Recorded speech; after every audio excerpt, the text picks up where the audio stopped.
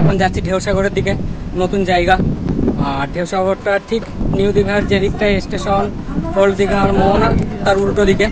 এই যে সমুদ্রের পাশ, এই যে সমুদ্রের পাশ দিয়ে হাঁটতে হাঁটতে যাচ্ছি। একদম এই সমুদ্রের পাশ দিয়ে হাঁটতে হাঁটতে গিয়ে সামনেই একটুখানি যেখানে চান করেছিলাম ঠিক তার পাশেই। যাওয়া যাক ঢেউসাগর, দেখি কি আছে। আমরা পৌঁছে গেছি একদম ঢেউসাগরের সামনে। সমুদ্র পাড়ে খুব সুন্দর সাজানো গোছানো একটা পার্ক। এর আগে আমার দীঘা ভ্রমণের সম্পূর্ণ ভিডিও পোস্ট করেছিলাম, কিন্তু ওই ভিডিও আমি ঢেউসাগরটা দেখাইনি। এই ভিডিওর মাধ্যমে আমি সম্পূর্ণ ঢেউসাগরের সৌন্দর্য বিবরণ তুলে ধরছি। তো ভিডিওটা পুরো দেখতে থাকো। আর আগের দীঘা ভ্রমণের ভিডিওটা যারা দেখোনি এখনও, আমি ডেসক্রিপশনে লিঙ্ক দিয়ে দিলাম, সেখানে গিয়ে দেখে নাও। আর এই ভিডিওটা ভালো লাগলে অবশ্যই একটা লাইক আর শেয়ার করো। আর যারা চ্যানেলটাকে এখনও সাবস্ক্রাইব করোনি, অবশ্যই চ্যানেলটাকে সাবস্ক্রাইব করো আর নোটিফিকেশনটা অল করে দাও। আমরা 10 টাকা করে টিকিট কেটে ঢেউসাগর পার্কের ভেতরে প্রবেশ করলাম। একদম সমুদ্রের পাড়ে পার্কটা, দারুণ সাজানো গোছানো, ভীষণ ভালো লাগবে। তোমরা এসে যদি বিকাল টাইমটা কাটাতে চাও, অনেকটা টাইম এখানে কাটাতে পারবে।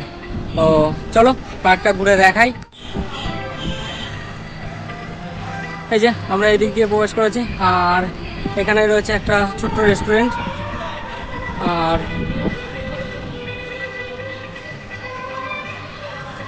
এদিকটা এই যে চা বাগান রয়েছে। এদিকটায় রয়েছে সুন্দর একটা জাহাজের মডেল তৈরি করা। আমরা এখন ওই ওপরটায় যাব। তো তোমরা পার্কের পরিবেশটা এনজয় করতে থাকো।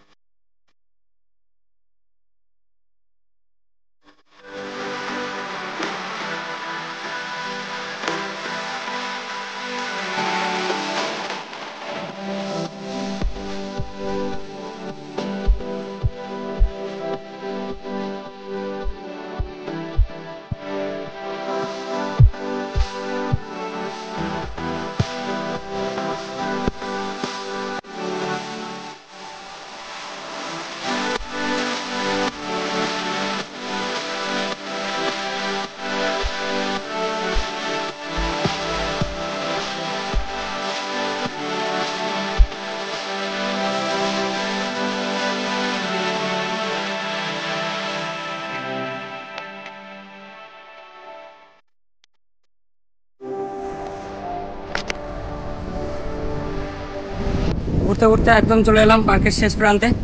শেষ প্রান্ত না, এদিকে আরও বাড়বে। এই যে কাজ চলছে, এই যে সামনে আরও সব সুন্দর সুন্দর জায়গা করছে।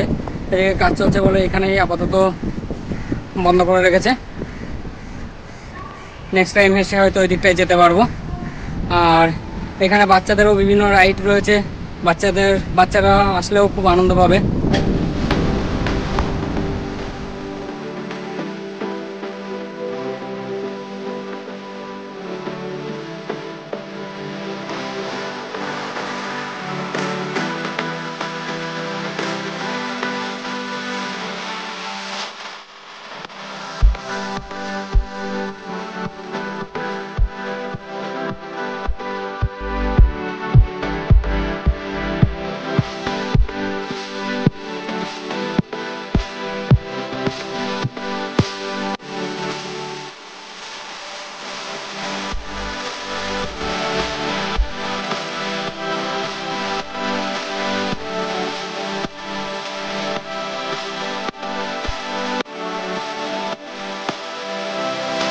আমাদের ঢেউসাগর পার্ক করা মোটামুটি শেষ। আমরা এখন পার্কের থেকে বাইরের দিকে যাব, বেরোনো যাক পার্ক থেকে।